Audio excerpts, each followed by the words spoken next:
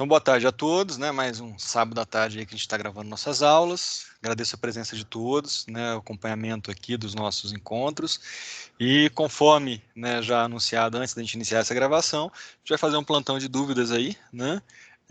Resolvendo algumas questões que foram colocadas, que foram expressas no decorrer da semana. Isso daí, para quem está participando das nossas aulas aqui no sábado à tarde, já facilita bastante, porque a pessoa já consegue, né, responder as questões do trabalho, né? E aí, obviamente, que quando surge uma dúvida, eu vou lá e tento democratizar isso para todos, para que a gente possa resolver essas questões aqui, né, e tirar dúvidas. Eu comentei na aula passada, melhor na videoconferência, não sei se foi só na turma da noite ou foi na turma da noite da manhã, que nós iniciaríamos por um quadro sinóptico aqui, que para mim ele expõe todos os conceitos que nós necessitamos, que nós precisamos para entender o direito empresarial e entender a relação dele com demais ramos, assim como a relação de alguns conceitos do direito empresarial com outros ramos também. Então, o nosso primeiro passo aqui, né, é alinhar, né, trabalhar com essas noções, com esses conceitos. No decorrer, né, das nossas explicações aqui, obviamente, a gente parte, né, deixa eu ligar uma luz aqui para nós, quem sabe ela melhora, eu acho que sim, né? A gente parte para outras noções, mas por enquanto, né, o mais importante seria você compreender essa parte, digamos assim, né, do direito empresarial e dessa relação desses conceitos que nós temos aqui.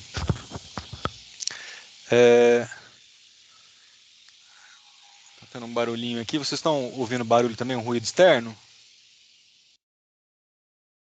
Tranquilo. Agora parou. Agora parou, né? Vamos lá então. Aqui tem um rapaz trabalhando aqui, ou qualquer coisa eu peço para ele diminuir o barulho. Pessoal, então vamos lá, né? Em primeiro lugar, o que nós podemos falar é o seguinte, é que lá do direito civil, quando você estudou a teoria geral do direito civil, você viu que tem alguns conceitos, né, que são básicos para poder entender as relações jurídicas. Toda relação jurídica tem sujeito, objeto, né, e o próprio vínculo jurídico que é estabelecido entre as partes. Na relação jurídica, nós temos como sujeitos ou a pessoa natural, né, ou física, como vocês preferirem chamar, e a pessoa física. A pessoa natural é o ser humano, né, nós já vimos.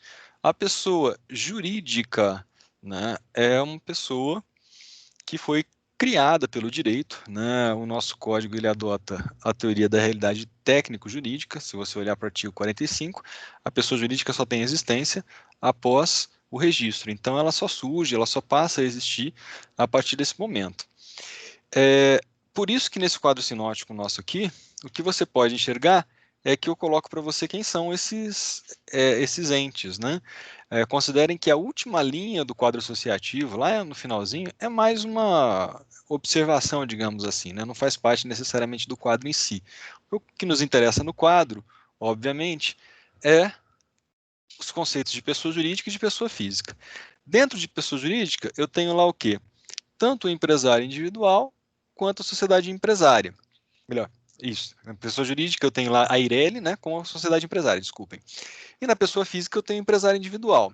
Pois bem, no âmbito do direito empresarial é onde eu classifico, né, empresário individual, que só pode ser pessoa física, e do outro lado a pessoa jurídica, né, sempre vai ser ou uma Eireli ou uma sociedade empresária, né? Pois bem, Ricardo, e a noção de microempresa, de MEI, de EPP, empresa de pequeno porte? Está na última coluna aí do nosso quadro associativo, e agora sim eu vou recorrer àquela última linha também, que é de observação, porque eu tenho que dizer para vocês o seguinte, o direito tributário é que vai classificar para a gente, né, o que é uma ME, o que é uma EPP e o que é o microempreendedor individual. Só lembrando, empresa é atividade, empresário é sujeito e estabelecimento empresarial é objeto, é aquela universalidade, aquele conjunto de bens. Na hora que você olha para esse quadro aqui, você já consegue perceber que tanto o empresário individual quanto a pessoa jurídica, eles podem ser uma ME ou uma EPP, depende da sua receita bruta anual. E quando eu falo de receita bruta anual, eu não estou mencionando para vocês o lucro, né? O que eu estou me referindo aqui é necessariamente o que está entrando, né, com vendas, entrando como pagamentos, e na hora que você soma tudo isso ao ano e não ultrapassa 360 mil, você pode, se quiser, se enquadrar como microempresa. Você vai ter um recolhimento unificado de tributos com alíquotas diferenciadas, né? Ou seja, é uma carga tributária relativamente menor. Se você for uma EPP, uma empresa de pequeno porte, você necessariamente tem que estar lucrando entre 360 mil, ou melhor, lucrando, desculpem, né, tendo uma receita bruta entre 360 mil até 4,8 milhões. E aí, né, você pode se enquadrar como EPP, vai ter ainda um tratamento diferenciado, não tão favorecido quanto da ME. Vamos lembrar que isso daqui é um comando que vem lá da Constituição, tem que ter tratamento favorecido, artigo 170 e seguintes, né, da Constituição, que fala, olha, tem que ter tratamento favorecido o microempresário, empresário de pequeno porte, assim vai. Só que a nossa legislação ainda criou uma figura chamada de MEI, né, que é um microempreendedor individual. Esse MEI, ele também é citado no Código Civil, só que lá ele recebe a expressão de pequeno empresário. Esse, obrigatoriamente, vocês podem ver a linha pontilhada aí, indica para você que tem que ser pessoa física, tem que ser empresário individual. Não existe MEI, microempreendedor individual, que seja pessoa jurídica. Tá? Então, ele vai ter que ter uma receita bruta anual. No começo era 36 mil, depois passou para 60 mil, agora ele já está em 81 mil. Então, esse cara que anualmente entra dinheiro para ele até 81 mil, ele vai se enquadrar como ME, como se fosse uma microempresa, né? Não é microempresa porque, né, ele é um MEI, que vai ter, né, tratamento ainda super favorecido, vamos chamar assim, mais favorecido ainda do que ME. E tem que ser pessoa física. Ou seja, se ele não tiver menos que 360 mil e não for pessoa física, ele não consegue se enquadrar MEI.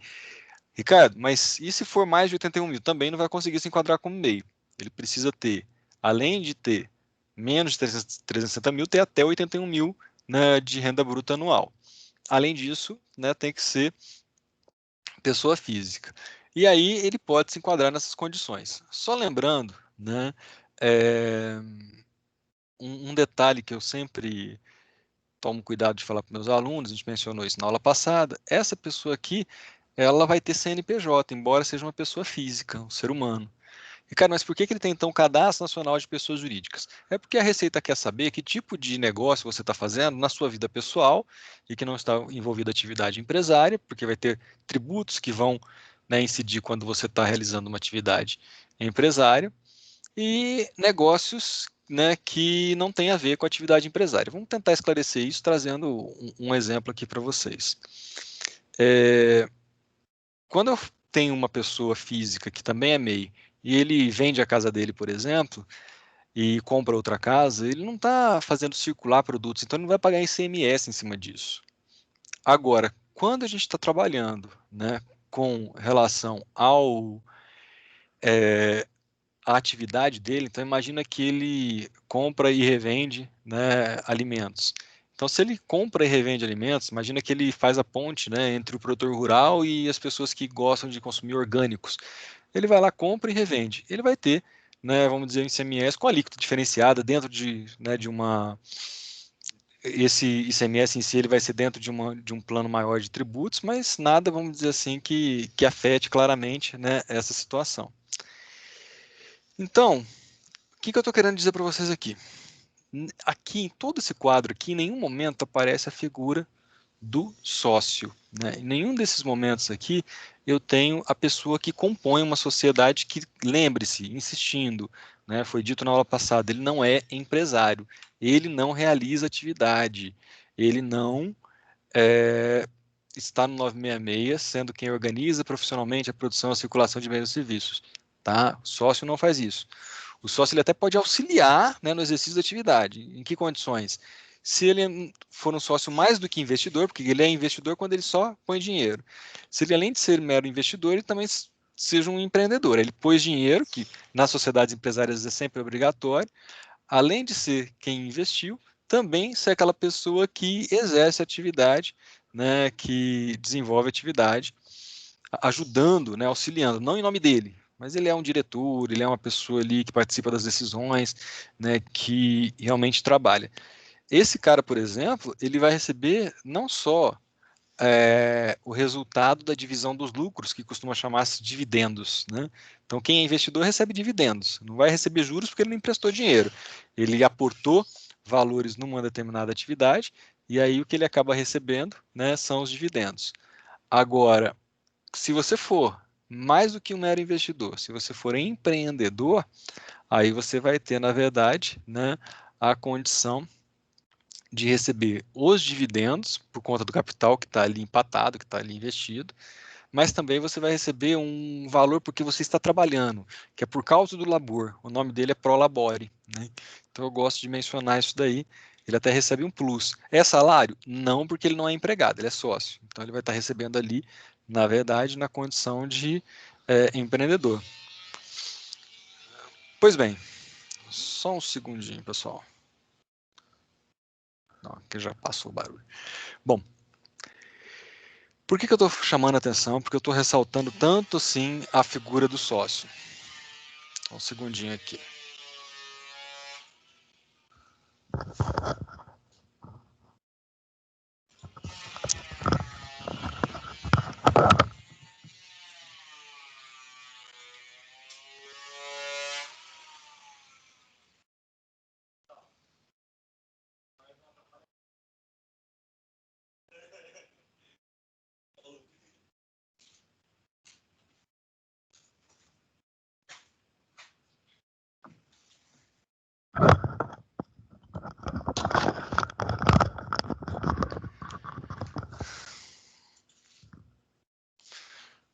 Pronto, pessoal, já eliminei a fonte de ruído aqui.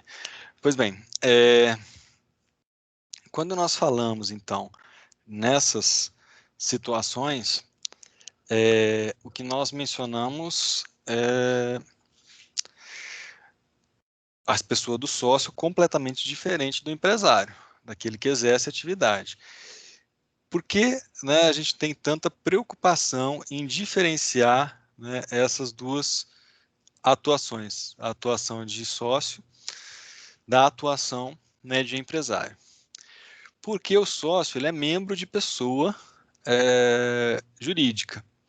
Então, a Stephanie até resolveu uma questão com vocês, né, na nossa aula, falando do servidor público, né? O servidor público ele pode ser empresário? Em regra, não. Né? Por quê? Porque ele não pode exercer no seu próprio nome a atividade. Ele sequer pode ser um sócio empreendedor. O máximo que pode ser aceitado do servidor público é que ele seja um sócio investidor. Então, imagina que ele é dono de ações da Petrobras. Ele é sócio investidor na Petrobras. Né? Ele não pode ser, né, empreendedor. Acho que eu estou com uma solicitação de participação aqui, só um minutinho.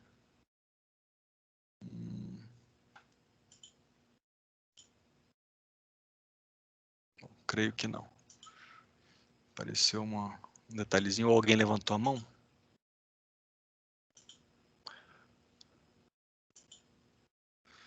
Continuando, aqui, ó, a Valentina levantou a mão. Pode falar, Valentina. Sobre essa distinção que você estava falando sobre sócio e empresário, nesse caso aí do servidor público, é porque você acabou de falar, usar a terminologia empresário. Como é que eu vou saber? Tipo assim, eu ainda estou muito na dúvida dessa distinção.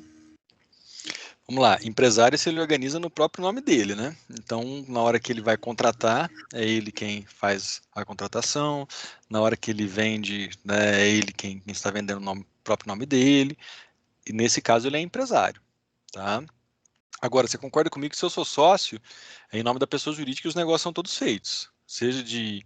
Você vai alugar, por exemplo, um imóvel para realizar a atividade. Vai alugar no nome do CNPJ da sociedade empresária ou no nome do sócio? Da sociedade empresária. Tranquilo? Alô? Oi, Valentina? Sim, sim. Então, assim, a diferença da posição de sócio, até boa sua pergunta nesse sentido. A diferença da posição de sócio da posição de empresário é essa. Tem mais alguma coisa que, de repente, eu possa esclarecer para você? Não, era isso mesmo. Era Obrigada. isso mesmo. Então, vamos partir dessa dúvida sua, né, para todos aqui, vamos partir desse pressuposto aqui que ela trouxe para nós, para a gente poder analisar agora a pergunta da Gabriela, né, no que diz respeito à situação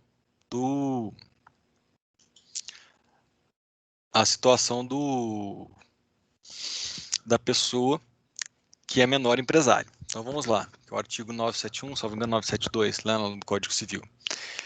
Sobre a questão 4, o menor poder ser sócio de sociedade empresária. Pelas pesquisas que realizei, sei que pode ser, se observar os requisitos do 974, desculpa, né, 974. A minha dúvida é quanto à responsabilidade deles. Se a sociedade for ilimitada, o incapaz somente responderá no limite do capital social integralizado. Olha, Gabriela, pela jurisprudência, pela doutrina, o que isso indica aqui é que a exigência de integralizar todo o capital, né, é realmente para proteger esse sócio, tanto que ele não pode ser nem administrador, né, e ele também, né, tem que estar devidamente assistido ou representado. Agora, eu já vi uma série de julgados dizendo o seguinte: olha, além de tudo isso, né, ele não pode responder de forma ilimitada porque os seus bens ficariam ali, né, assegurados, protegidos numa condição como essa. Então, a sua pergunta é: olha, o devido à natureza ilimitada da sociedade, ele de alguma forma responderá subsidiariamente por meio do patrimônio social dele. Bom, ele não tem patrimônio social, né? Quem tem patrimônio social é a pessoa jurídica, ou da pessoa que representa ou assiste. Eu até entendo que a sua pergunta, Gabriela, tenha sido no sentido do patrimônio individual, foi isso mesmo? Foi? Então, o patrimônio dele. A doutrina e a jurisprudência, você vai encontrar precedentes dizendo que, olha, essas pessoas responderão de forma que o patrimônio não estará envolvido ali naquela situação, até porque a exigência do capital integralizado é para proteger o menor, a exigência de representante ou assistente é para proteger o menor, a proibição de que ele seja administrador é para proteger o menor. Então, você não faz no mínimo sentido se ele tiver, por exemplo, uma sociedade em nome coletivo, né, seria um exemplo, e que ele responda com o seu patrimônio, né, de pessoa física. Mas, a priori, tudo isso é uma interpretação sistemática, porque na legislação não está muito claro. Né? Na legislação não se coloca a exigência que ele participe tão somente de sociedades em que a responsabilidade dos sócios é com ele, é limitada. Ficou claro? Gabriela está me ouvindo? Ou os demais também? Ah, beleza. Então tá tranquilo. Né? Agora, aproveitando também, bom, antes de responder a do Adriano, porque eu preciso pelo menos rememorar com vocês alguns conceitos, algumas classificações da sociedade, ele traz para nós aqui a noção de. Ele traz aqui para nós a noção de tipicidade societária. O que nós falamos na aula passada, o que nós mencionamos na aula anterior, o significado de tipicidade societária. Tipicidade societária, pessoal, é que eu só vou poder adotar o modelo societário, o tipo societário, né, a espécie de sociedade empresária que estiver taxativamente previsto na lei. Então, esse é o princípio da tipicidade societária. Até vou colocar aqui no canto para vocês, já que a gente está rememorando isso, né? Para que todos entendam que o que a gente está abordando aqui é essa noção.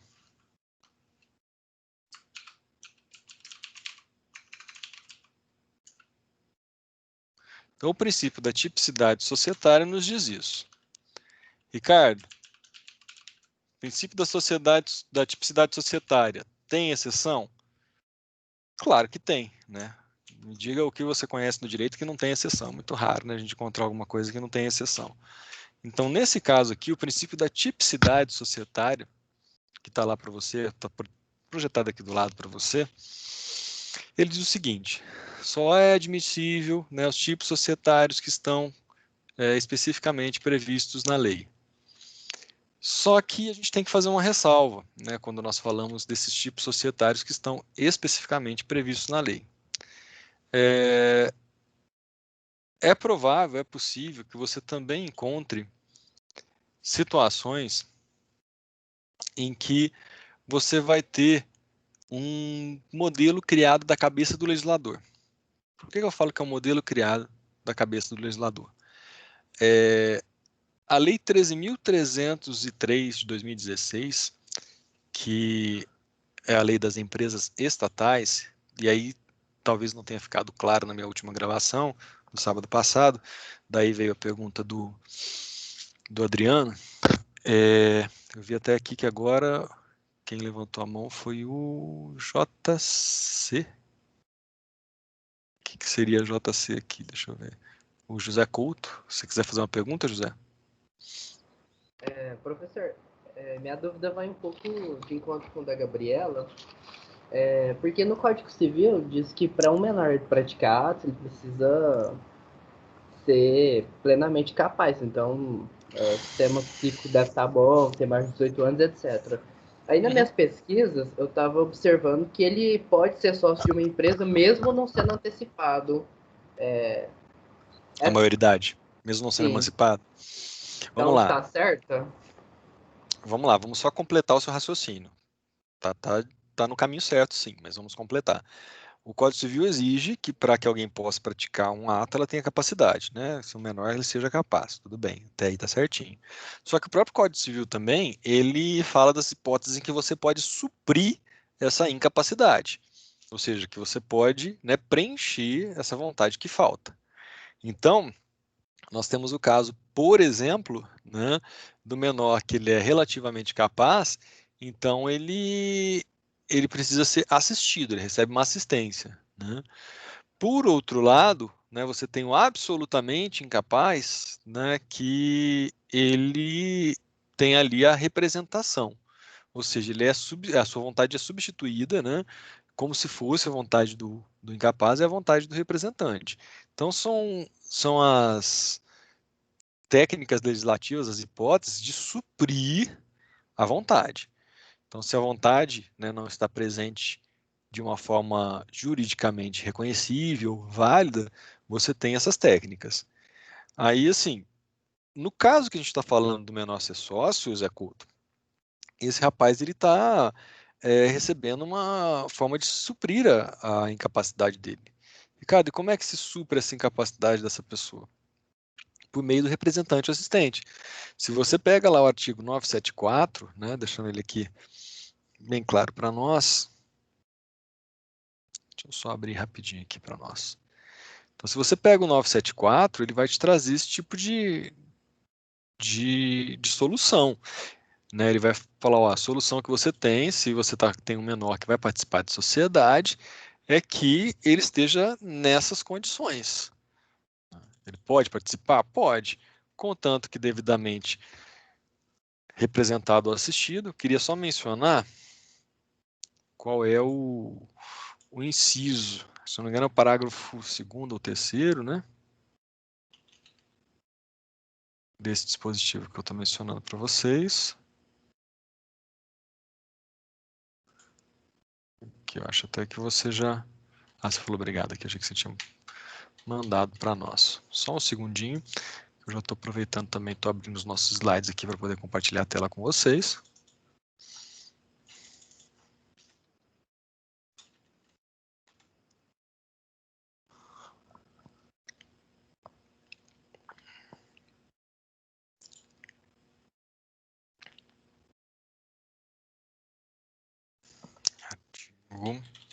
Então, 974, para quem tiver com ele aberto aí, é o parágrafo 3º mesmo, né?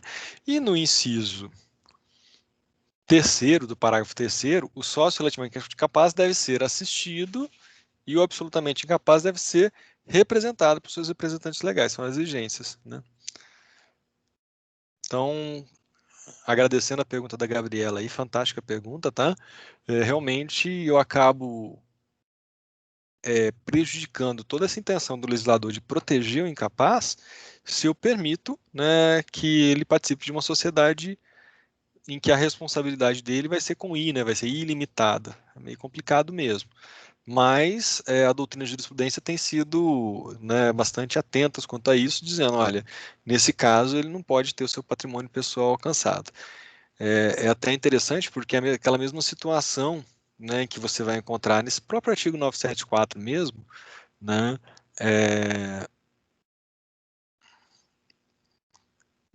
deixa eu só conferir aqui qual que é o inciso.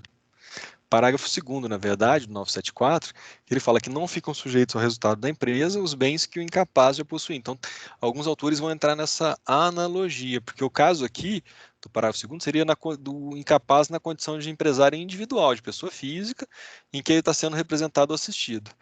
Mas, né, na prática mesmo, o que a gente observa é que esse dispositivo acaba sendo aplicado de forma analógica para impedir que os bens pessoais do incapaz, né, quando ele é sócio e não quando ele é empresário individual, sejam, né, alcançados. Então, assim, o argumento que a doutrina de jurisprudência trazem são esses. Tranquilos até aí? Podemos... Olha, vocês me desculpem que às vezes eu não consigo identificar claramente aqui quem levanta a mão, quem não levanta, mas com o tempo eu vou pegando a manha aqui. Hoje eu já consegui ver os dois casos aí. Lembrando que a pergunta do nosso amigo Adriano tem a ver com essa... Ela não pode estar aqui no começo da aula, ele já até me justificou, mas eu já vou gravar essa resposta para ficar mais clara. Ele tem a ver com a ideia da tipicidade societária. Como eu disse para vocês, ela é uma regra soberana, né? Qualquer um que for criar uma pessoa jurídica no âmbito empresarial, uma sociedade empresária, precisa, né, atender ao princípio da tipicidade societária. O cuidado que nós precisamos ter, né? Qual que é a principal, né, noção que nós precisamos guardar aqui? É que no caso das empresas estatais, e mais especificamente, o Adriano perguntou para mim, vocês podem ver aí na pergunta que eu joguei no chat, é sobre a questão das estatais de forma genérica. Talvez não tenha ficado muito claro quando eu expliquei no sábado passado que as estatais elas se subdividem em sociedade de economia mista e empresa pública. Então, empresas estatais é gênero, do qual eu tenho como espécies a empresa pública e a sociedade de economia mista. Quanto à sociedade de economia mista, ela é uma modalidade de empresa estatal que nunca vai ter dúvida, porque a própria legislação já impõe que ela seja criada, que ela seja constituída na condição, né, de sociedade anônima. Então, vou até abrir para vocês aqui, diretamente, né, na legislação.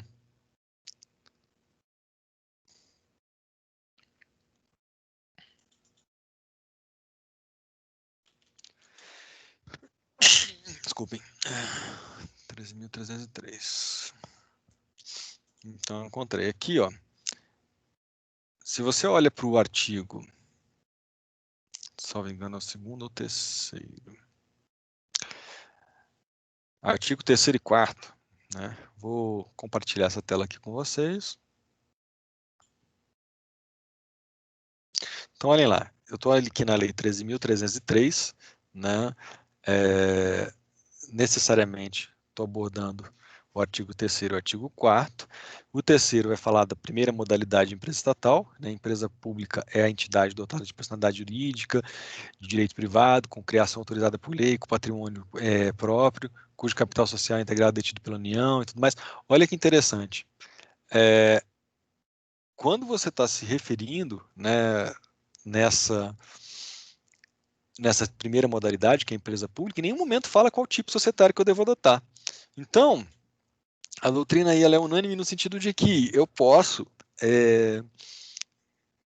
selecionar algum dos tipos, né, atendendo sim ao princípio da tipicidade societária, mas eu posso combinar tipos, eu posso criar um tipo diferente, né? A empresa pública ela teria essa liberdade.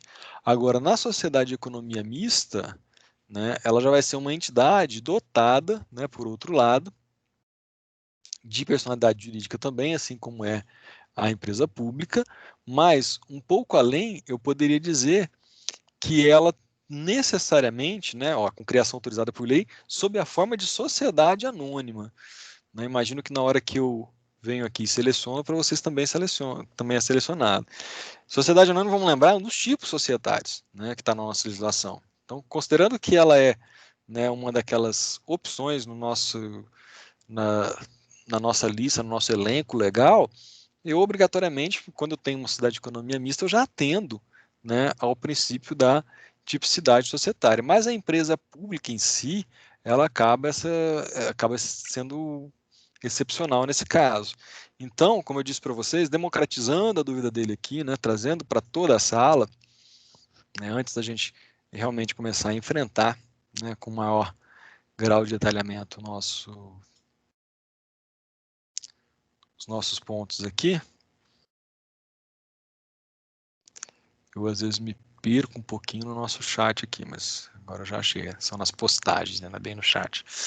Então, voltando para cá, a pergunta do Adriano, né? Ele fala, olha, aqui estou respondendo o trabalho da questão e queria confirmar um detalhe. Em relação à exceção do princípio de tipicidade ou taxa de já assimilei que a exceção é a empresa estatal. Bom, vimos aqui que é uma das modalidades da empresa estatal, a empresa pública, né? Quando a gente fala de sociedade de economia mista, ela não é exceção, porque ela obrigatoriamente tem que atender a tipicidade societária, por força da exigência de que seja sociedade anônima, então é o único tipo, inclusive, admitido para ela, que pode adotar qualquer forma societária admitida no direito. Então, vamos só corrigir, é empresa pública e não empresa estatal, porque ela empresa estatal é gênero. No entanto, gostaria de citar o dispositivo legal para exceção. Está correto dizer que a lei especial para exceção é a lei das empresas estatais, regulamenta? Tranquilo, regulamentada pelo decreto? Pode ser por aí, mas também eu preciso, né, ainda pontuar que são os artigos 3º e 4º, né, dessa Lei 13.303 de 2016. Alguém tem uma dúvida quanto a essa matéria, pessoal? Tem que perguntar, fiquem à vontade. Enquanto isso, eu vou compartilhando aqui com vocês os nossos slides. Poete. Pode falar. Então, eu estava olhando e as sociedades simples também poderiam ser exceção ao princípio da tipicidade, porque elas adotam a tipicidade aberta e não a fechada das sociedades empresárias? Vamos lá. Quando eu me refiro ao princípio da tipicidade, ele é aplicável ao princípio das sociedades empresárias, não é? Aham. Quem que está falando? Deixa eu só me perdi um pouquinho aqui. É a Gabriela. Ah, Gabriela. Então, o primeiro passo que a gente tem que ter é que o princípio da tipicidade que nós estamos nos referindo aqui é aquele que se aplica, né, necessariamente às sociedades empresárias. Sociedade simples, ela não é empresária, nunca vai ser, né? O máximo que ela pode é adotar algum modelo que está lá dentro, né, das sociedades empresárias. A sociedade simples, por si só, ela já é um tipo societário, né? Dentro do elenco legal, você já está adotando. E a própria lei já fala, se você adotar o modelo de sociedade simples, você não é empresária. O máximo que a legislação permite, Gabriela, é que você, numa sociedade simples, que você já, por força, né, de escolher uma sociedade empresária, né, consequentemente, você já está dentro do modelo da tipicidade, você possa emprestar as regras, por exemplo, da sociedade limitada. Por que que o legislador permite que isso aconteça? Porque você, trabalhando com sociedade simples, você tem necessariamente a responsabilidade ilimitada dos sócios, que não tem limite. Então, quando você empresta as regras da sociedade limitada, você consegue limitar a responsabilidade dos sócios. Mas ainda assim, eu estou dentro de uma sociedade simples e eu ainda estou atendendo ao princípio da tipicidade. Ficou claro agora? Ficou assim, obrigada. Obrigado. Então, retornando aqui para os nossos slides, vou compartilhar com vocês agora, tá? Para que vocês tenham a tela inteira aqui. Acho que nessa aula de agora a gente já não tem mais tanta limitação, vamos dizer assim, como nós tínhamos anteriormente, quanto o uso da tecnologia aqui, né? Então, nós já mencionamos na aula passada essa classificação das sociedades, ficou muito clara essa diferença entre empresa, empresário e estabelecimento. Como eu disse para vocês, eu até percebi isso mais forte na turma da noite, que não foram meus alunos, uma certa dificuldade na compreensão do 966, né, daquela análise quadripartite. Vamos combinar, talvez no decorrer dessa semana aí a gente organiza para gravar uma aulinha, né, talvez no máximo meia hora eu consigo, né, deixar uma aula gravada para vocês sobre essa parte, né, do 966, fazendo a análise quadripartite dele. O pessoal da manhã que foram meus alunos, acho que já está até cansado, né? Que eu sempre insisto muito, repito, né, até brinco, falo que você tem que tatuar o 966 no seu braço para você não esquecer, porque realmente isso é importante, né? Você tem que ter isso em mente, você tem que saber como é que diferenciam, né, as situações em que a pessoa vem para o regime jurídico, né? E eu gosto muito da expressão regime jurídico, né?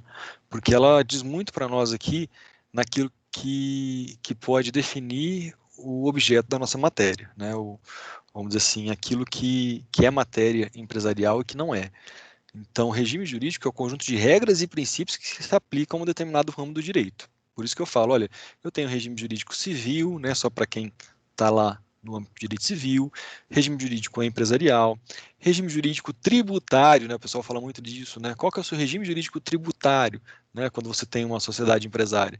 E aí você fala, olha, eu sou microempresário, eu sou empresário de pequeno porte, ou às vezes você já está acima, né, já lucra bem mais que 4,8 bilhões, já tem renda bruta anual bem maior do que 4,8 bilhões, e você fala, olha, meu regime jurídico aqui é um regime jurídico, né, por exemplo, do lucro presumido, que são um conjunto de regras e princípios que se aplicam naquela situação sua específica.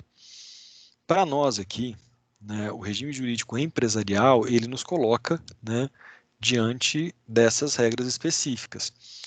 Então, por exemplo, se você estiver no âmbito do direito civil, aproveitando a pergunta agora há pouco, né, da Gabriela, Ricardo, se eu estou no âmbito civil e eu tenho uma sociedade simples, em tese, né, a priori, a lei fala que eu vou ter uma responsabilidade ilimitada, né? Agora, se eu estiver no âmbito do regime jurídico empresarial, eu posso escolher um tipo societário que vai limitar minha responsabilidade. Como eu disse, lá na sociedade simples, o único modo de eu conseguir, né, delimitar, de eu conseguir restringir que essa responsabilidade não alcance o meu patrimônio, seria necessariamente, né, eu emprestar regras à sociedade limitada, né, tanto que os autores eles classificam essa situação como a sociedade simples limitada, né, seria uma hipótese, seria uma situação. Continuando então as nossas classificações, tem uma classificação nossa aqui que ela é bastante útil, ela é bastante importante e a gente tem que ter em mente. É a classificação das sociedades coligadas, né? O que são as sociedades coligadas? Sociedades coligadas você vai encontrar num dispositivo específico do Código Civil. Para quem tiver com ele aí, né, para não precisar também, né, compartilhar essa parte da tela, acho que não tem necessidade.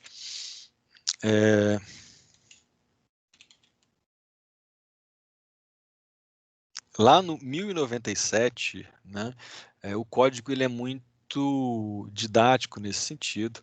O código ele acaba sendo autoexplicativo, porque ele vira e fala assim, quem são as coligadas? Né? Coligadas, pessoal, eu tenho um gênero de sociedades em que, vamos pensar assim, a melhor forma de definir para vocês, quando uma sociedade é sócia de outra sociedade.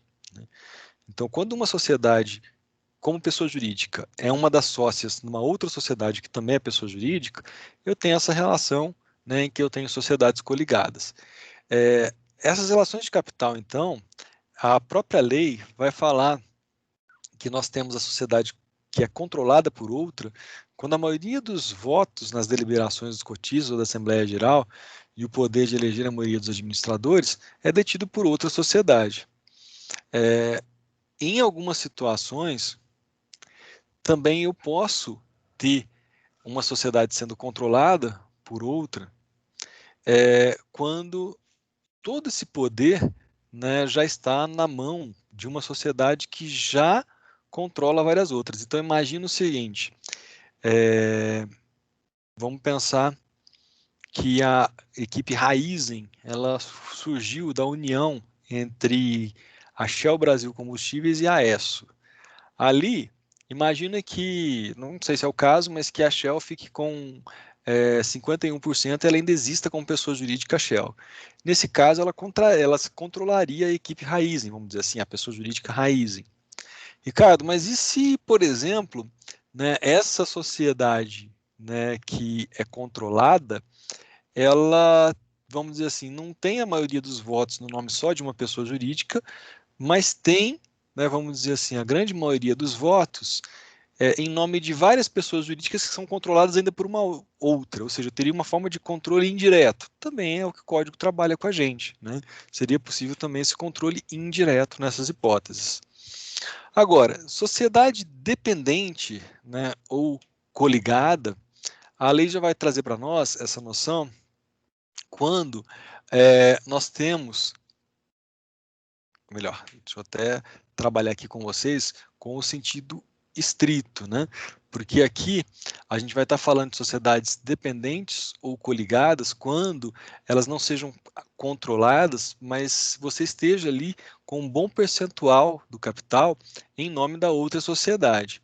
E uma sociedade de simples participação, né?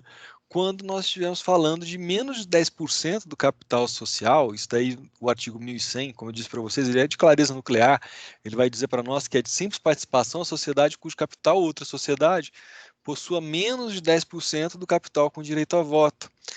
Percebam, pessoal, que todo esse critério ele é estabelecido não necessariamente a partir de uma sociedade detendo capital na outra e assim vai. O mais importante aqui, só um minutinho, tá, Vitória?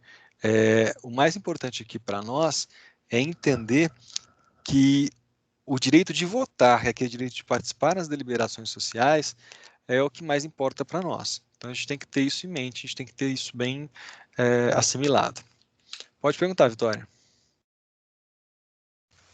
Plet, eu fiquei um pouco confusa, porque você justamente usou o exemplo da Raizen, né? Sim. E eu fiz um estágio lá agora de férias, então eu acho que confundiu toda a minha cabeça com o seu exemplo. Pode falar. Mas assim, no caso, né, a Raizen é uma junção da Shell com a Cosan, e aí existem outras sociedades que elas acabam dominando, como por exemplo, como que é o nome daquilo? As padarias as conveniências As lojas de conveniência. Uhum. Isso. Aí, no caso, essa conveniência, a Shell e a Cosan, as três são sociedades coligadas. Ou eu só posso falar que é uma sociedade coligada, por exemplo, a conveniência do grupo Shell. Eu fiquei um pouco confusa. Não, cuidado. É o seguinte, quando você se refere às três, está se referindo a Shell, a Cosan e a Raizen? Isso. É porque Vamos lá. a Raizen surgiu da Shell e da Cosan, certo? Isso. Aí tem a conveniência, que é uma das controladas pela Raizen. Sim. Se ela é controlada, então significa que a conveniência, vamos imaginar assim, ela tem a maioria do seu capital social. O que é a maioria do capital social? Então imagina que a conveniência é feita de ações. Não sei se é o caso, mas imagina que seja. Então teria 50% das ações mais uma ação, ou seja, a maioria do capital social é detida pela Raizen. Certo. A Raizen veio da fusão, não foi? Entre a Cosan e a Shell, não foi? Exato, A Cosan era a antiga exatamente. ESSO, não era? Só para poder acompanhar meu raciocínio. Isso, eu acho que sim. Então, o que acontece? Se você tem ali a sociedade Raizen, ela tem no seu quadro societário, pelo que você está me explicando, três A pessoas Shell, físicas sócias. Shell, Cosan e as conveniências. É isso que você falou? Ou não? não, a Societária. conveniência ela é controlada pela Raizen. Eles Ótimo. falam lá, quando você vai entrar, que a conveniência ela é 100% da Raizen. E aí eu fiquei meio perdida. Daí, porque a conveniência ela seria uma coligada da Raizen. A Raizen seria uma coligada da Shell e da Cosan? Vamos lá. Então, a conveniência é uma coligada da Raizen, está certo, o raciocínio, só que é uma coligada em sentido amplo. Porque, pelo que você está me Exato. explicando, ela é controlada, né? Isso. Como que eu acho que eles estruturam? Você foi abrir um posto, o que acontece? Aquela conveniência é um CNPJ separado, imagino eu. Né? Sim, exato. Então, esse CNPJ separado da conveniência, imagina que 100%, né, daquele CNPJ, imagina que ela seja até uma Eireli, acaba sendo de titularidade da Raizen. Uhum. Mas a Raizen, por sua vez, tem no seu quadro de sócios a Cosan e a Shell. Eu só não sei como é que está a distribuição da participação societária entre Cosan e Shell, né, dentro da Raizen. Né? Certo. Mas aí o que acontece? A Raizen, para completar o seu raciocínio, tá certinho o seu raciocínio. A Raizen, ela acaba sendo uma coligada, né, em relação a Cosan e a Shell. Eu só não sei em que condições. Porque imagina que a Shell tenha a maioria do capital votante. Então a Raizen seria uma coligada na modalidade de controlada pela Shell, se for o caso.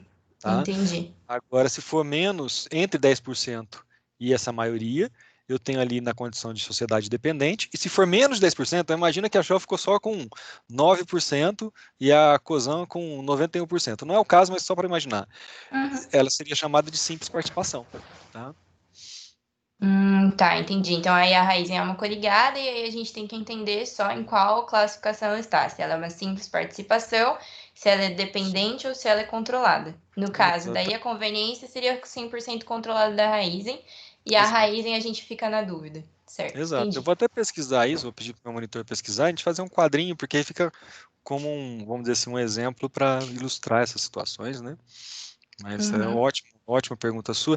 E assim, eu queria só chamar a atenção para um detalhe, para vocês não confundirem, né, essa coligação entre sociedades e tudo mais como estabelecimentos empresariais.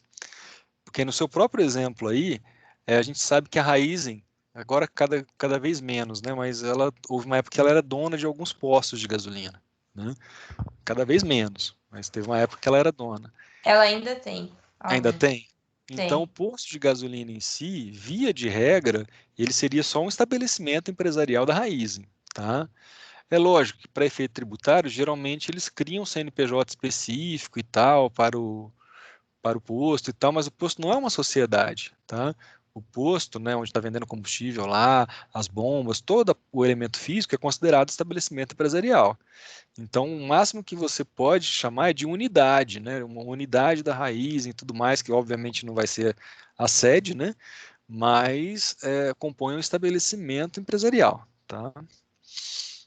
É só para poder esclarecer, porque às vezes a pessoa confunde, né, uma empresa que tem vários estabelecimentos como uma empresa coligada, e não é, né? Uma sociedade coligada, não é. Né? Entendi. Tranquilo? Obrigado, viu, Tranquilo. Vitor? Muito obrigada, Plet. Nada. Mais alguém com dúvida? Tranquilo, pessoal? Podemos passar adiante, então? Então, continuando aqui, né, eu gosto sempre de chamar a ideia de participação cruzada, porque ainda pode acontecer de uma sociedade ser sócia da outra e o recíproco ser verdadeiro, né? Então pode acontecer, né, de uma sociedade ser majoritária sobre a outra, mas a outra também titularizar um percentual, né, de ações ou de cotas daquela que a controla. Isso acontece também, é chamado de participação cruzada. O cuidado que o código fala é que você não pode, né, participar da outra além das suas próprias reservas. O que são as reservas, pessoal?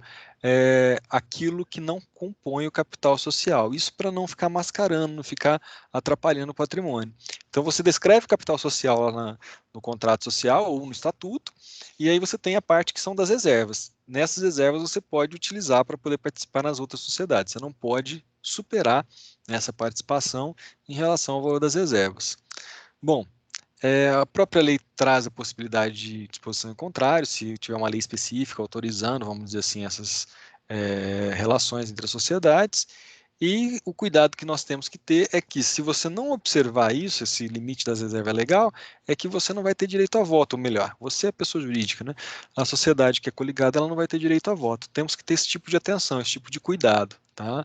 É muito importante para evitar fraude. Então, no Brasil, a gente tem toda uma tradição de se criar a lei já pensando em quem vai querer burlar aquela lei. E aí isso gera, né, toda essa dificuldade que a gente está mencionando aqui, todas essas dúvidas que podem trazer para nós nesse sentido. Alguma dúvida até aqui, pessoal? Eu tenho. Eu não entendi o que é sociedade controlada. Não repete, por favor. A sociedade controlada é aquela que a sua vontade, né, a vontade da Assembleia Social, ela é formada pela titularidade das suas ações ou cotas que dão direito ao capital votante, vamos dizer assim, que dão direito ao voto, por outra sociedade. Então, vamos pegar de novo aquele exemplo lá da Raizen, né, que foi composta pela Cosan e pela Shell.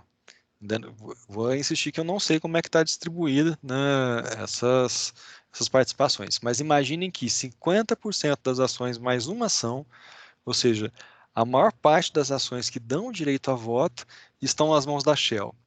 Então a Shell ela controla a Raizen. Então, quando que você diz que uma sociedade controla a outra? Quando você tem a maior parte do capital que dá direito a voto, né, como titularidade de outra pessoa jurídica. Quem perguntou foi a? Anelisa. Anelisa? Anelisa, você já ouviu falar em holding? Ah, assim, que junta, é tipo um conglomerado, né? Tipo Exatamente. aqui tem Amaciante, qual que é? Que tem um monte de coisa. Esqueci. Amaciante? Ambev? Tem uma Você empresa. tá... Jesse Lever, que você tá lembrando? Isso. Aquele negócio de amaciante. Mas tudo bem. O que eu quero te chamar a atenção aqui é o seguinte, que holding é aquela pessoa jurídica que ela é criada exatamente para participar de outra, né? Então, quando você tem esse conglomerado, né, uma das expressões mais coloquiais, porque juridicamente a gente vai chamar, né, de controlador e controlado. O próprio holding mesmo já é uma expressão, né, que dá essa noção para nós, vamos dizer assim, de expressão negocial mesmo, da administração, né, do pessoal da ADM. Mas na prática, você vai considerar aquilo como controlador ou controlada. São conceitos básicos que às vezes a gente precisa dominar para entender qual vai ser a utilidade, né? Então, vamos pegar um exemplo aqui de Uberlândia mesmo, a Algar Holding, né? Ela já nasceu para controlar outras. Então, imagina que a Algar Holding, ela controla a Algar Agro, a Algar Tech, todas as outras. Então, ela tem a maior parte do capital social das outras sob a sua titularidade. A dona, vamos dizer assim, das outras é a Algar Holding, né, com 50% das ações ou das cotas, não sei como é o caso, de direito a voto, mais uma ação. Ficou claro até aí? Ficou claro, obrigada, professor. Tranquilo.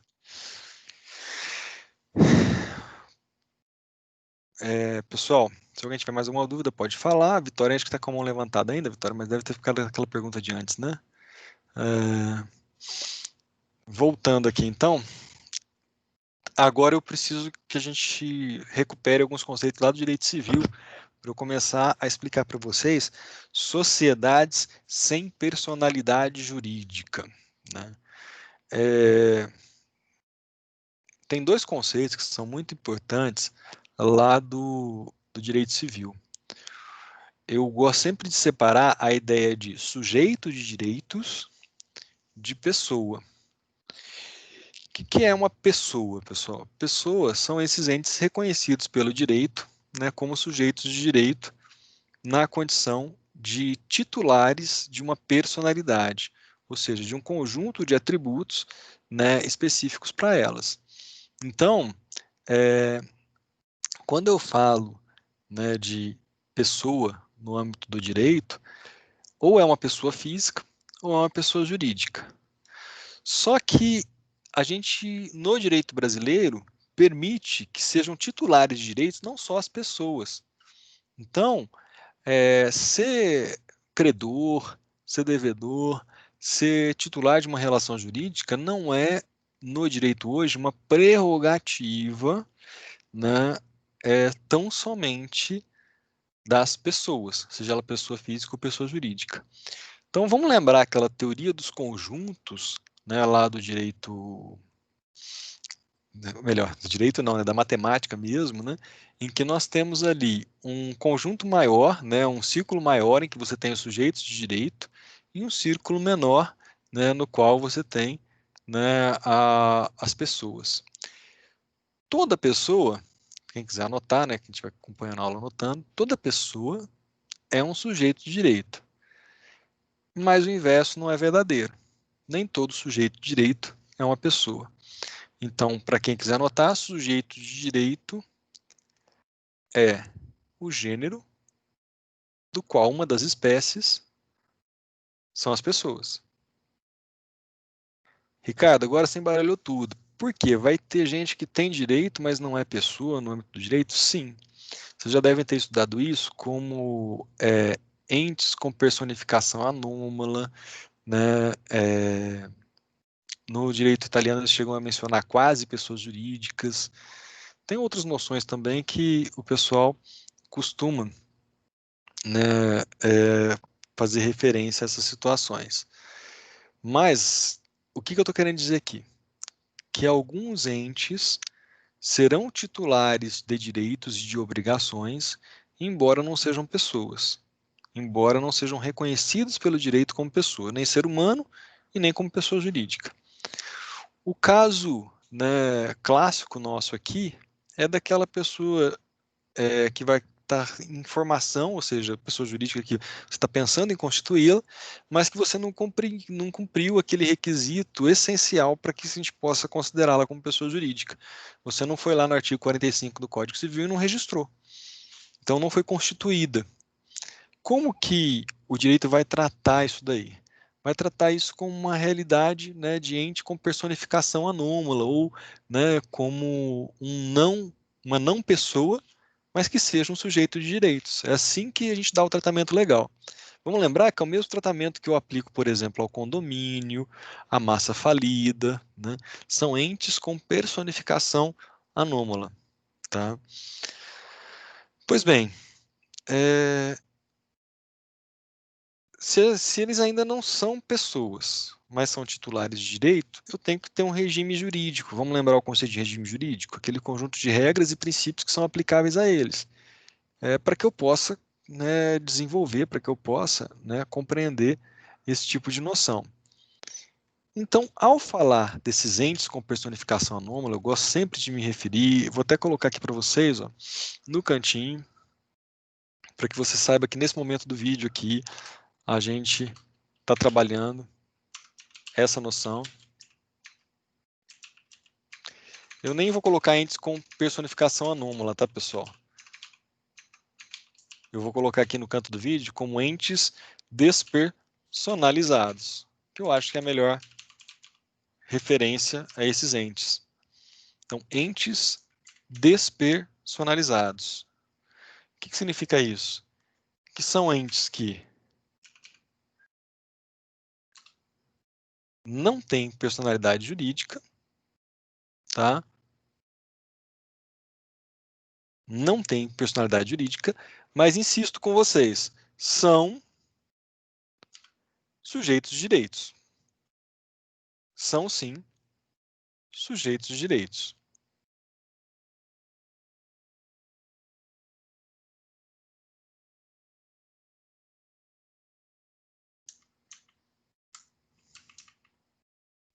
Tranquilos? Então, aqui no cantinho, entes despersonalizados. Insisto, personalizados. Insisto com vocês que esses entes despersonalizados são um gênero do qual uma das espécies a gente vai passar a estudar agora. Então, nós temos condomínio, massa falida e assim vai, só que nós temos também, dentre os entes despersonalizados, nós temos aqui as chamadas sociedades não personificadas. Então, o próprio nome já diz, elas não têm personalidade jurídica. Mas como que elas são tratadas? Como que é estabelecido o regime jurídico delas no Código Civil? É estabelecido a partir, né, de regras atribuíveis à chamada sociedade em comum e regras que são atribuídas às sociedades em conta de participação. A sociedade em comum, para quem estiver acompanhando e anotando aí, é aquela sociedade, né, que não se registrou. E a gente vai ter duas hipóteses. Em primeiro lugar, a sociedade que não tem nenhum ato constitutivo ainda elaborado e também não se registrou, como é o caso da sociedade de fato. E, em segundo lugar, aquela sociedade que fez um ato constitutivo, fez um contrato social, por exemplo, só que ele não foi levado a registro. Então, nós temos as sociedades irregulares também. Ricardo, e é possível também considerar como sociedade em comum aquela sociedade que não cumpriu algum requisito de regularidade, né? Ou seja, ela tinha, por exemplo, o contrato, mas ela teve o seu registro cancelado porque ela passou 10 anos sem praticar nenhum ato na junta. A gente estudou isso lá no Empresarial 1. Você passa 10 anos, seu registro é automaticamente cancelado. Você fica 10 anos sem registrar nada na junta, seu registro é cancelado. Outra situação, se você é uma sociedade, por exemplo, anônima, e você passa um tempo sem completar, né, um sócio que saiu em corrigir o problema da unipessoalidade, também seria um caso de sociedade irregular. Do mesmo modo, né, a sociedade limitada, antigamente, agora a gente permite a sociedade limitada de um único sócio, mas imagina que você passou ali 180 dias sem suprir, né, a pluralidade de sócios, isso acontecia antes, nós tínhamos a irregularidade da sociedade. Então, a irregularidade pode ser superveniente, né? Ou seja, não necessariamente na hora que você fez o registro. Então, eu considero a sociedade irregular aquela que tem um ato constitutivo, tem um contrato e não levou a registro, ou já tenha levado a registro, mas depois, né, acabou por praticar algum ato, acabou por permitir que a irregularidade acontecesse, né? Então, se isso vier a ocorrer, obviamente o que nós vamos ter aí vai ser uma situação de sociedade com esse tipo de despersonalização, ou seja, não estará personificada. Alguma dúvida até aí, pessoal? Tranquilos? Beleza. Qual é o outro tipo de sociedade que não tem personalidade jurídica no direito brasileiro? Eu queria chamar a atenção que o outro tipo, na verdade, não tem natureza sequer, né, de pessoa jurídica e nem poderá vir a ter. A sociedade de fato, se depois você se registrar, você sai da irregularidade, você sai da situação de sociedade não personificada e se torna personificada. Mesma coisa com a irregular. Você tem ali o ato constitutivo, você leva o registro, ou você, né, corrigiu aquela irregularidade que a junta apontou, você consegue, né, alcançar, vamos dizer assim, a sua regularidade. Mas qual é a maior complicação? Qual é a maior dificuldade que nós temos aqui no final das contas? A maior dificuldade que nós vamos ter é que a sociedade em conta de participação, ela é meramente um contrato. Ela é meramente um contrato.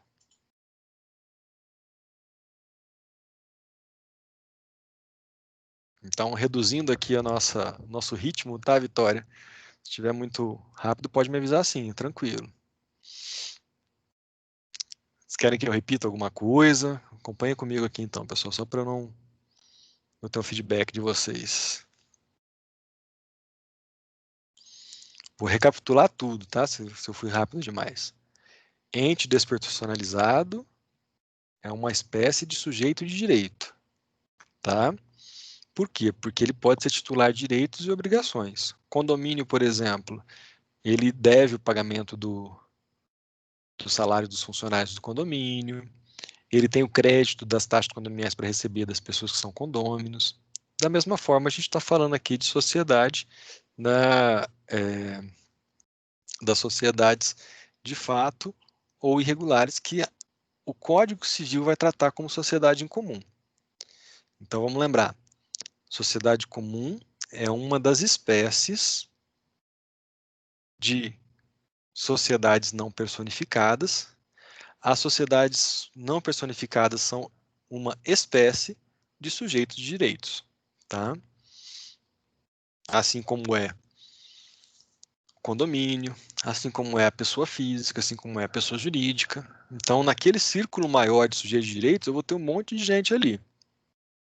Pois eu até elaboro para vocês, se vocês quiserem, um fluxograma aí, um organograma para vocês entenderem. Deixa eu ver se de repente eu não consigo fazer isso agora, para ficar fácil para vocês. Vamos ver, testar o meu domínio ao vivo aqui de PowerPoint.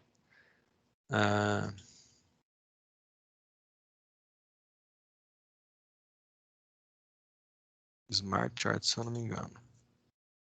Sim, é isso mesmo. Só precisava achar um conjunto aqui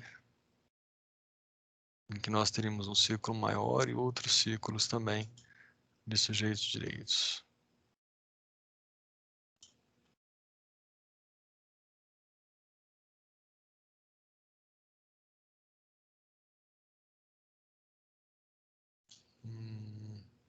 Não tenho ele pré-pronto aqui não, mas eu acho que já dá para a gente poder ter uma noçãozinha. Vamos lá?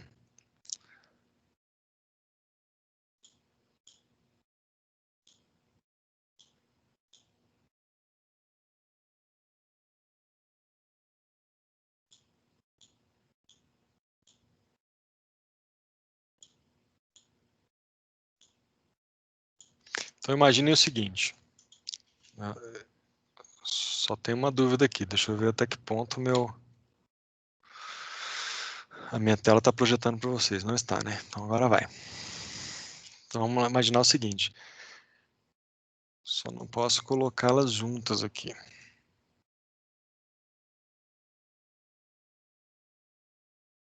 Isso daqui é uma noçãozinha meio pré-elaborada, deixa eu ver.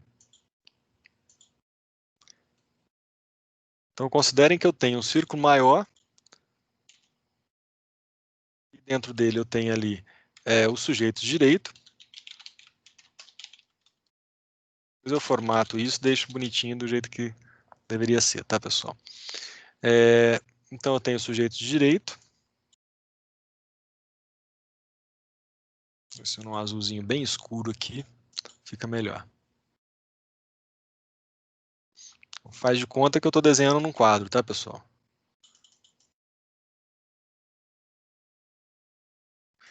Dentro desses sujeitos de direito,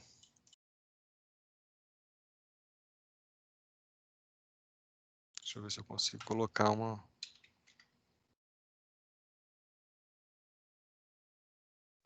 Dentro desse sujeito de direito, eu teria outros sujeitos.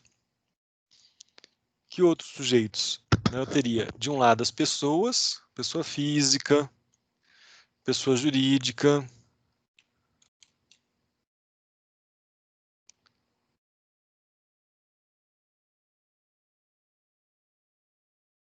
Que engraçado, eu não estou conseguindo gerar outras figuras iguais a essa. Acho que ele saiu da formatação aqui.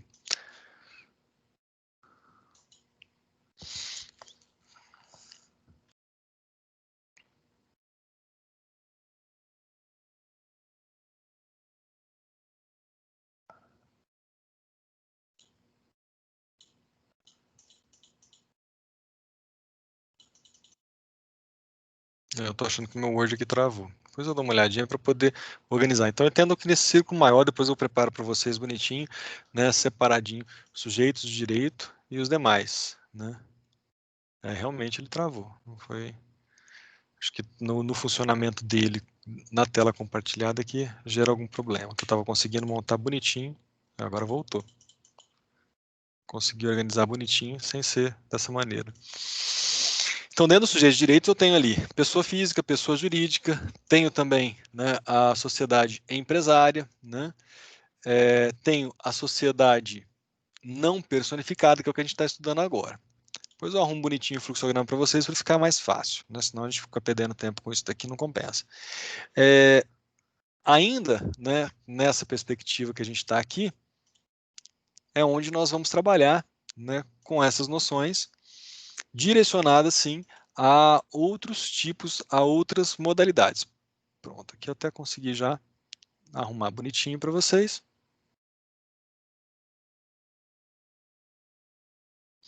Então, nós temos aqui as pessoas e quem eu chamaria até de não pessoas. Né? Não é muito didático, vamos dizer assim, não é a forma mais didática da gente poder nos referir, mas entendo eu, né, que seria a forma mais adequada para a gente poder entender que essas não pessoas são esses entes despersonalizados. Vocês vão encontrar na doutrina aí qualquer, né, diversas formas de se referir a eles. Então, dentro do sujeito de direito, vou voltar aqui rapidamente para vocês, para esse quadrinho que eu falei para vocês que eu estava elaborando. Agora ficou mais fácil. Tinha dado uma travadinha. Pessoas. Vou colocar em 16. E colocamos aqui também entes despersonalizados.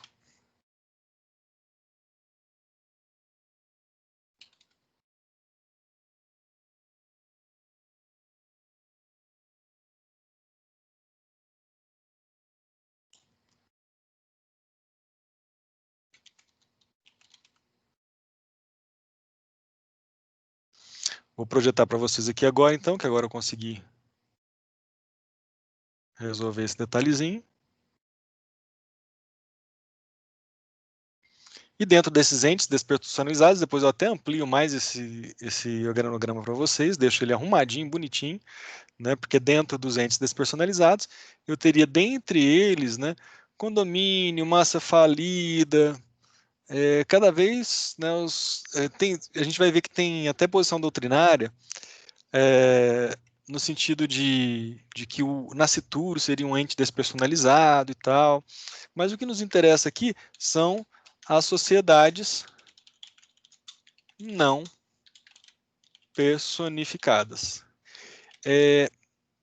No Microsoft Teams eu preciso subir esse arquivo e tudo mais, mas se você for lá pelo Moodle, você encontra diretamente o link para o que eu estou editando aqui, tá, pessoal?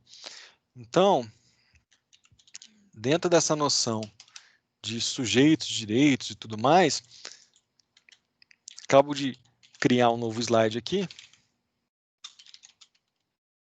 vocês, deixando, né, essa divisão bem fácil aí de você compreender.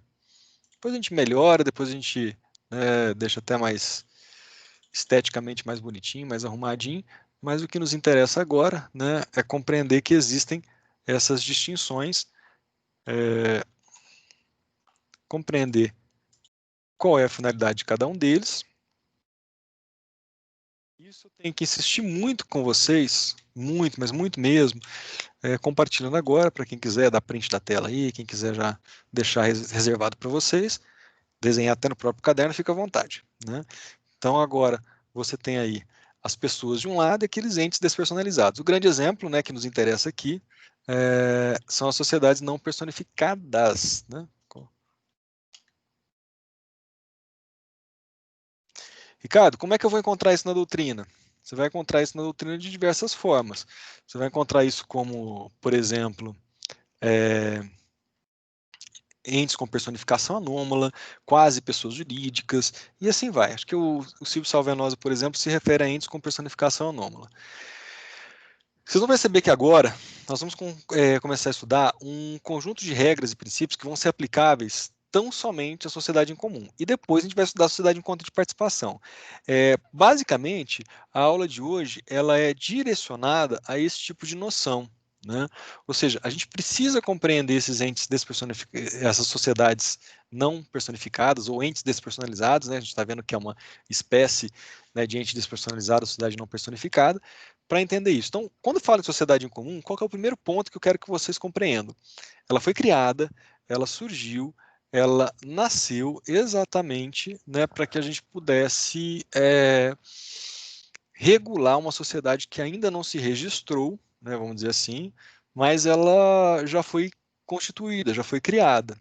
Então, ao falarmos desse tipo societário, na verdade, a gente tem que ter em mente que é um tipo societário que não é pessoa, que ainda não é considerado pessoa jurídica, mas que a legislação já se preocupou em regular aquela sociedade que já foi elaborada, pensada pelo sócio, mas ainda não se formalizou, ainda não se registrou. Cuidado, cuidado. A própria legislação te dá o prazo ali de 30 dias, né, para que você possa levar a registro à sociedade. Então, inicialmente foi pensado dessa forma, mas hoje a doutrina, a jurisprudência já são unânimes no sentido de que eu impresso essas regras para a sociedade que, em tese, né, ela ainda não se regularizou, para aquelas sociedades que caíram na irregularidade, para aquelas sociedades que propositalmente não foram criadas, não foi criada pessoa jurídica, que ficaram, vamos dizer assim, à margem da legislação, né, por ato, às vezes até ilícito mesmo do sócio, que não quiseram regularizar. Cuidado! O 986 já chama atenção que nas sociedades por ações eu não posso aplicar essas regras da sociedade em comum, né? E, inclusive, é até uma coisa meio polêmica, na falta de regras, né, para resolver uma sociedade em comum, que é aquela sociedade não personificada, que pode ser de fato irregular, que nós já vimos, eu poderia usar as regras de uma sociedade que é personificada, que é personalizada, que é a sociedade simples. Lembrando, essa sociedade simples é uma sociedade que não é empresária, tá ok? Então, o cuidado que nós temos que ter é esse. A atenção principal, né, que tem que ser gerada para nós aqui é que, embora eu aplique supletivamente regras de uma sociedade que tem personalidade jurídica, isso não faz com que a sociedade não personificada, que é a sociedade em comum, ela venha a adquirir personalidade jurídica, né? Então, isso não vai gerar personalidade jurídica para ela. Agora, existe um regime de aplicação aqui que nós poderíamos considerar como uma forma de aplicação analógica, né? Aí sim, por analogia, embora não sejam pessoas jurídicas, né, eu tenho essas hipóteses, eu tenho essas situações, né, dessas sociedades que são consideradas como sociedades em comum em gênero e como espécie, né, a sociedade por ações, né, com essa regulação supletiva por normas da sociedade simples. Tranquilo até aí, pessoal? Então, aplicação analógica. Me deem o feedback aí, me digam se está tudo ok. É muito importante para mim. Professor, eu me perdi um pouco quando o senhor falou sobre a questão da sociedade em conta de participação. É ela que não pode consertar, tipo, não é igual a sociedade comum que tem como se dar um jeito? Como que é?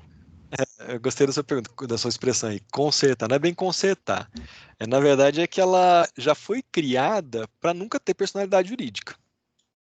Ela já nasceu para ser assim, né?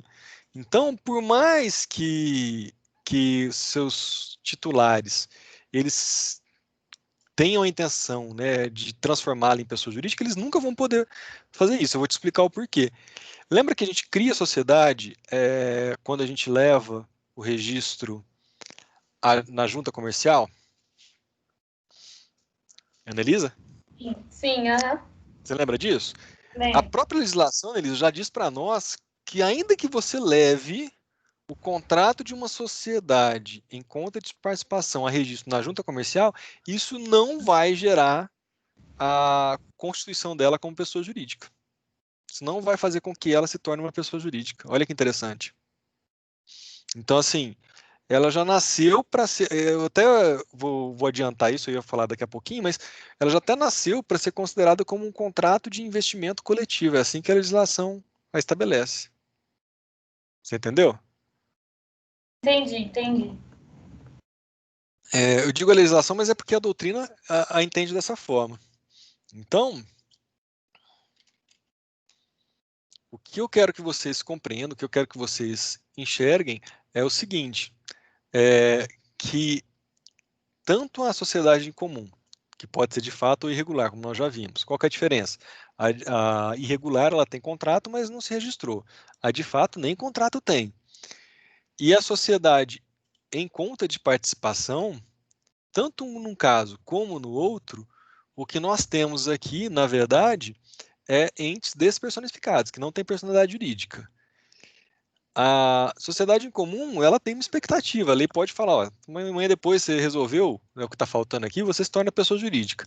A sociedade em conta de participação, nem essa opção é dada para ela. Então, eu não tenho, né, sequer a chance de tentar me regularizar, né, por força da própria legislação, dizendo que ainda que leve registro, não vai obter personalidade jurídica. Isso é importante vocês terem em mente. Tá? Pois bem, ou até para ficar assim o mais claro possível ainda, eu tenho sempre essa preocupação, né, de ser didático com vocês, de trazer a visualização desses elementos que a gente está falando. Eu estou até completando aqui o nosso slide do PowerPoint, ó, para ficar ainda melhor esclarecido para vocês.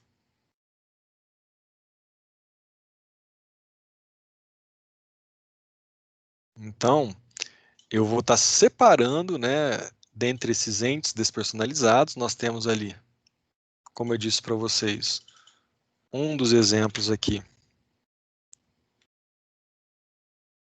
sociedades não personificadas.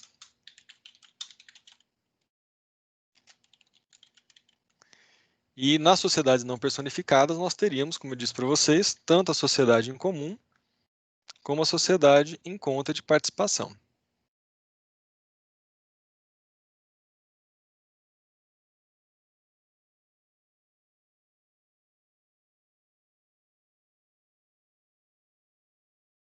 Eu vou até projetar novamente, eu fui desenvolvendo aqui enquanto eu falava com vocês.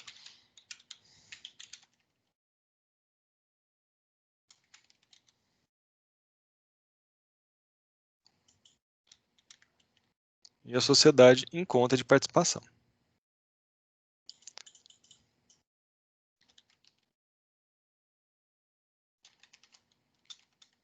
Tranquilo até aí, pessoal? Vamos começar a falar então de sociedade em comum. Por quê? Porque ela vai ter o seu regime jurídico próprio. Relembrando, regime jurídico, conjunto de regras e princípios, né? Então, nós vamos ter um conjunto de regras e princípios que são, né, específicos dela, que são, né, próprios, peculiares da nossa sociedade aqui, que a gente considera como sociedade em comum. Bom, a sociedade em comum, como nós já mencionamos aqui, ela vai provar a sua existência. Olha que curioso, né? Ricardo, se eu não tenho registro, se eu não posso ir até um cartório, se eu não posso ir até uma junta comercial, né, e verificar onde foi registrado seu ato constitutivo, como é que eu aprovo, né? E a legislação, ela vai trazer duas modalidades diferentes, dois meios diferentes de você comprovar a sua existência. Primeira prova, se for para ser comprovada, né, por terceiros, uma pessoa que não faz parte, né, da sociedade, e que fala, olha, eu negociei com fulano de tal dizendo que ele era da sociedade, eu fui lá no cartório depois, fui lá na junta comercial e vi que ela não estava registrada. Essa pessoa que é um terceiro, que é um credor, principalmente um credor de boa-fé, ele vai poder usar qualquer tipo de prova, ele vai poder usar e-mail, vai poder utilizar gravação, ele vai poder utilizar recibo, o que ele tiver de prova para poder, né, demonstrar que existia aquela sociedade não personificada, ele vai poder se valer. Agora, se na nossa hipótese aqui, a gente está falando, está sendo projetado para vocês aí, né, pessoal? Sociedade em comum, né? Prova da existência no 5.1, é isso que vocês estão vendo, né? Sim.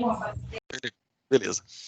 Então, retornando aqui, se forem os sócios entre si querendo provar, aí já complica um pouco mais. Porque se você quer falar assim, ó, fulano falou que ia fazer sociedade comigo, não levou a registro, ele não fez a parte dele e tal, tudo bem, não levou a registro, mas cadê o instrumento contratual? Então, você vai ter que ter um instrumento, né, contratual, vamos dizer assim, para poder demonstrar que existia essa sociedade entre os sócios, né? Agora, o que a doutrina ainda admite é que se você não tiver um instrumento contratual, você pode ainda, vamos dizer assim, ter pelo menos um começo de prova escrita, né, no sentido assim, de uma terceira pessoa que teria participado em tese de uma reunião, então seria esse terceiro ciente da sociedade em comum, porque vocês vão de convir comigo que fica muito difícil, né, se você assinou aquele contrato, se não ficou com você uma via e tal, você demonstrar isso, você comprovar. Então a legislação está dizendo isso para a gente, então, melhor, a doutrina, né, porque isso não está na lei. Um terceiro que esteja ciente da sociedade em comum também poderia comprovar nessas hipóteses. Tranquilo até aí? Vitória, estou indo muito rápido, me dá um feedback aí, que isso aqui me chamou a atenção aquela hora. Tá de boa? Enquanto isso, eu vou até esperando vocês mencionarem, eu vou até fazendo, né, algumas observações do que está no chat aqui. Então, vamos lá. A Vitória Pinto falou, Plet, eu decorei que sujeitos de direito sem personalidade jurídica só podem atuar quando a lei permitir. Faz sentido ou tem isso como regra? Eu ter isso como regra? Bom, Vitória, eu vou discordar, tá? Por quê?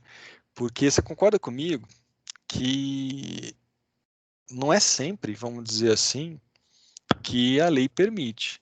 Então, a gente está vendo aqui o próprio caso de sociedade de fato ou irregular que a lei não permite. E eles acabam podendo atuar, porque eles fazem as obrigações e eles não podem fugir dessas obrigações, né, por conta disso. Então, talvez a gente tenha que fazer esse ajustezinho aí, né, dessa noção sua para o direito empresarial. Tá por aí, Vitória? Até perguntei se estava tranquilo, se não manifestou. É porque acho que foi a outra Vitória que fez a pergunta que pediu para você desacelerar. Foi. Mas pode falar. Socorro. Sobre essa dúvida, acho que eu entendi, então. É porque eu acho que eu guardei isso na época da aula do Corel. Talvez quando eu pense em nascituro, quando eu pense em condomínio, massa falida e espólios, essa regra faça sentido. Mas se eu trazer ela para o empresarial, realmente, observando a sociedade em comum e a sociedade em conta de participação, eu sempre vou ter a responsabilização com os terceiros, então a responsabilidade com os terceiros, então independente da lei permitir ou não. Uhum. Tá. É isso mesmo, Vitória. O seu raciocínio faz sentido. Eu imagino que o Corel não foi muito mais além, porque vocês ainda iam aprender empresarial e tal. Então, ele deve ter mencionado isso de uma forma mais genérica, né? E agora a Tá. gente vai para essa particularidade. Uhum. Outra Obrigada, dúvida. Nada, então aí. Outra dúvida, Amanda, professora, a doutrina do Gladstone uma média, ponto que adoro o Gladstone, né? Ele é muito bom. O princípio da tipicidade não se aplica à sociedade sem personalidade jurídica, elas se submeteriam apenas aos princípios gerais de direito e às regras do direito obrigacional e contratual. Ele tem toda a razão. Eu poderia dizer que nesse caso também as sociedades não personificadas, né, elas seriam uma exceção ao princípio da tipicidade? Eu diria sim e não. Então, assim, se você responde lá no trabalho que sim, justifica por meio desse raciocínio, eu tenho que considerar que sociedade não personificada está regulada dentro, né, da parte relacionada às sociedades empresárias que está no Código Civil, né, então automaticamente, né, estaria correto. E o Código Civil, na minha opinião, ele teve, só que assim, quando eu falo que não, né, sim, não, então sim por causa disso, porque está lá regulado no Código Civil. Mas eu diria que não, porque eu acho que o legislador ele teve um escorregão aí, teve uma falta de técnica legislativa, na minha opinião. Por quê? Bem, pessoal, na minha visão, o que está acontecendo aqui é o seguinte: o legislador está chamando de sociedade aquilo que não é sociedade. Para mim, sociedade é pessoa jurídica. Quer que eu te provo isso? Vai no artigo 44, lá do Código Civil. Ele vai falar, são pessoas jurídicas. São pessoas jurídicas. A associação, fundação, sociedades. Tá aí tudo bem. Tá? Só que aí depois, esse mesmo legislador, na hora que vai falar das sociedades em geral, ele se refere à sociedade em comum e à sociedade em conta de participação como sociedades. Chama elas de sociedades. Então, o princípio da tipicidade é específico das sociedades empresárias. Se eu considero, né, que em conta de participação e em comum são sociedades, eu automaticamente, né, teria que atender ao princípio da tipicidade para elas também. Só que, assim, na minha opinião, uma sociedade em comum ou uma sociedade em conta de participação é igual, por exemplo, aquele filme A Sociedade dos Poetas Mortos. Nunca existiu, é só um modo de se referir. Né? Você vai lá no Senhor dos Anéis, a Sociedade do Anel. É uma coisa assim que não é pessoa jurídica, não tem personalidade. Então, para mim, não deveria nem ser chamada de sociedade. Né? Desculpem a brincadeira aí, mas é o único modo que eu consigo compreender esse tropeço do legislador, eu diria. Né? E aí, obviamente, chega a doutrina e cada um acha um jeito de explicar. Eu poderia rebater uma média dizendo o seguinte, ó, professor, mas se eu tenho que adotar como modalidade sociedade em comum, ou se eu estou falando de uma sociedade em conta de participação, automaticamente já são tipos societários. Mas eu entendo o raciocínio dele quando ele fala, ó, em uma situação ou na outra, você não tem uma modalidade específica para adotar, tudo bem. Então, assim, o que vale aqui é a nossa discussão, é a lógica. Vocês podem perceber, Amanda, que quando eu pergunto lá sobre a especulação, eu estou dando espaço para você raciocinar, para você desenvolver. Agradeço muito sua contribuição, acho assim que trazer aqui essa posição do professor Gladstone Mamed é fantástico, enriquece a nossa aula, mas são ponderações de natureza doutrinária. Né? Eu estou te apresentando assim como a legislação é e como a gente pode raciocinar. Dali para frente, o que vocês vão desenvolver é o que eu valorizo. Perfeito? Muito obrigado. Voltando, né, quando nós falamos... Olha que mais complicado. Já que não é pessoa, é difícil falar que ela tem um patrimônio, né? Patrimônio é um conjunto de direitos e obrigações, né? De bens e direitos, né? O que seria o patrimônio, né, da sociedade em comum? O patrimônio da sociedade em comum seria os bens e direitos de cada sócio, né? O Código Civil ainda vem e fala que, olha, primeiro você vai no patrimônio, que é esse patrimônio, esse conjunto de bens de cada sócio, para depois alcançar o patrimônio individual de cada sócio. Porque qual que é a grande consequência, que vocês já devem saber já há séculos, de você não registrar, de você não ter uma personalidade jurídica? A principal consequência é que eu posso alcançar o patrimônio individual de cada sócio. Ou seja, a responsabilidade acaba se tornando ilimitada, né? Então, assim, no final das contas, o que nós temos aqui é uma consequência, mas ainda assim, eu queria chamar atenção para isso, embora não seja pessoa jurídica, você pode recorrer lá ao 1024 do Código Civil, que fala que tem o princípio da subsidiariedade. Olha que interessante. O 989 vai te dar essa ideia, né, essa ideia de especialidade. Amanda, te pedi uma gentileza, você consegue ler o 989 para nós?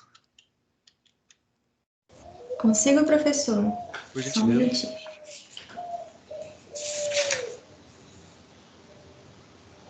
Nove oito nove. Isso. Do Os Código Civil. os bens sociais respondem pelos atos de gestão praticados por qualquer dos sócios, salvo o pacto expresso limitativo de poderes, que somente terá eficácia contra o terceiro que o conheça ou deva conhecer. Então vamos interpretar por partes. Obrigado, Amanda, esse dispositivo. Primeiro, os bens sociais respondem pelos atos de gestão. Bens sociais, ele está se referindo que você especializou do seu patrimônio pessoal de sócio. Então eu tenho ali uma casa, um carro, uma fazenda, eu dediquei para aquela atividade só o carro. Então eu estou especializando, né? E por isso que eu me refiro aí no slide, princípio da especialização. Por outro lado, os bens sociais respondem pelos atos de gestão praticados por qualquer dos sócios, salvo pacto expresso limitativo de poderes. Vamos lá, o que seria um pacto expresso limitativo de poderes? Eu falando assim, olha, eu não deixei ele ir lá e tomar esse empréstimo, então agora eu não vou pagar, né, isso daí que está devendo no banco, por exemplo. Né? Espera lá, esse pacto expresso só pode ter eficácia contra quem negociou com aquela pretensa sociedade, né, que em tese existia, se essa pessoa sabia desse pacto. Né? Então eu não posso opor esse pacto limitativo de poderes falando assim, olha, eu não deixei fulano ir lá e fazer obrigação em nome da sociedade ainda não registrada, se você não publicou isso, se você não mostrou isso, se você não deu ciência para aquele terceiro. Eu chamaria isso daqui no direito de prova diabólica, né? Porque provar que alguém sabia de algo é mais difícil ainda, né? Provar que existe até que você consegue, mas provar que o outro tinha ciência, né? Que ele conhecia, pior ainda que ele deva conhecer, é mais complicado ainda, né? Olha, era por lei obrigado a conhecer, é mais complicado, mas também pode ser tão difícil quanto.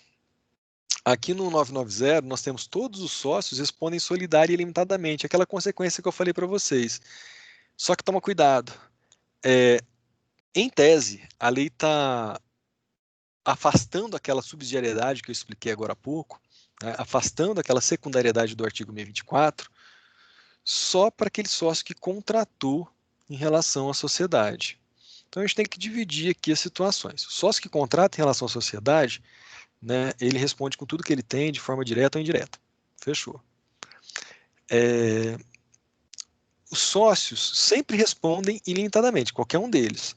Só que eles só podem exigir o benefício de ordem, olha, vai no patrimônio social, né, da sociedade, depois vem no meu, quando ele não é quem está contratando pela sociedade. E o cuidado que nós temos que ter é o seguinte, entre si, né, uma vez que um sócio, por exemplo, vai lá e salda a dívida toda da sociedade, e ele tinha obrigação de saldar só 30%, porque eles fizeram uma sociedade de 30% e 70%, por exemplo, ele pode buscar o direito de regresso. Por isso que no slide vocês estão vendo que os sócios entre si, eles têm a responsabilidade solidária. Por que é solidária? Porque uma vez que um salda, o outro pode cobrar em regresso daquele que ficou devendo, daquele que não pagou. Então, deu um prejuízo de 100 mil reais. Eu tinha 30% e o meu outro sócio tinha 70%. Eu fui lá e paguei os 100 mil. Entre nós, ela é solidária porque me dá esse direito de regresso. Então, agora eu posso ir lá e cobrar daquele outro sócio. Eu sempre chamo a atenção, né, nessa observaçãozinha final aí tem para vocês, que é meio incoerente você aplicar o 1024, que é de sociedade com personalidade jurídica, para uma sociedade despersonificada, né? Uma sociedade que não é personificada, como eu estou falando agora. Então, recapitulando, tudo que a gente trabalhou até agora, eu vou projetar para vocês aqui, ó, slide feito na hora, quentinho, do jeitinho que eu comentei com vocês, tá? Todo o raciocínio que a gente desenvolveu até agora, deixa eu ver se eu consigo como é que eu projeto isso. Depois eu vou até tentar, se eu conseguir, trabalhar com o OBS Studio, porque aí eu projeto a minha tela do OBS Studio aqui, e dentro daquela tela eu consigo fazer várias telas ao mesmo tempo. Eu não sei se o Microsoft Teams me dá esse recurso, né? Porque pelo que eu entendo aqui, quando eu projeto para vocês, eu projeto só uma. Mas olha lá, pessoal, que bonitinho. Sujeitos de direitos, né? Então é o nosso super gênero, vamos falar assim, o gênero maior. Dentro dele vem as pessoas e os entes despersonalizados. Lembre-se que dentro dos entes despersonalizados nós temos condomínio, massa falida e assim vai. Além deles, nós teríamos aquilo que a gente está estudando agora, que são as sociedades não personificadas, e nessa primeira etapa da aula nós estudamos a sociedade em comum, né? Vamos fazer um intervalinho, uns 15 minutinhos, né? E a próxima etapa da aula vai ser para falar da sociedade em conta, né, de participação, que também exige, né, um certo raciocínio. Eu vou dar alguns exemplos para vocês, né? A gente vai desenvolver melhor, né? E aí a gente vai, na sequência, né, terminando a sociedade em conta de participação, começar a falar das sociedades personificadas. Antes de falar das sociedades personificadas de forma bastante detalhada, eu vou precisar abordar com vocês, detalhar a sociedade simples, né? Que as regras gerais dela se aplicam às demais. Então, as cenas do próximo capítulo são essas, né? Vamos tirar um descansinho para tomar água, né? E daqui a pouquinho... o José Couto, pode perguntar, José, se quiser uma dúvida, já fecha agora. Não é uma dúvida não, mas é porque eu vou ter que sair agora. Tranquilo. Será que eu posso mandar o relatório mesmo assim, com a descrição das Tranquilo. atividades? Tá bom, então obrigado, viu, professor? Tranquilo. Boa tarde. Tá, pessoal? Quem não puder voltar, não tem problema não. Eu só peço que o máximo que puder aí comparecer, venha, por mais que não seja computada a presença, a gente está junto aí, né, para poder compreender todas essas noções e deixar gravado isso daqui. Muito obrigado pela atenção, daqui a pouquinho a gente volta, tá?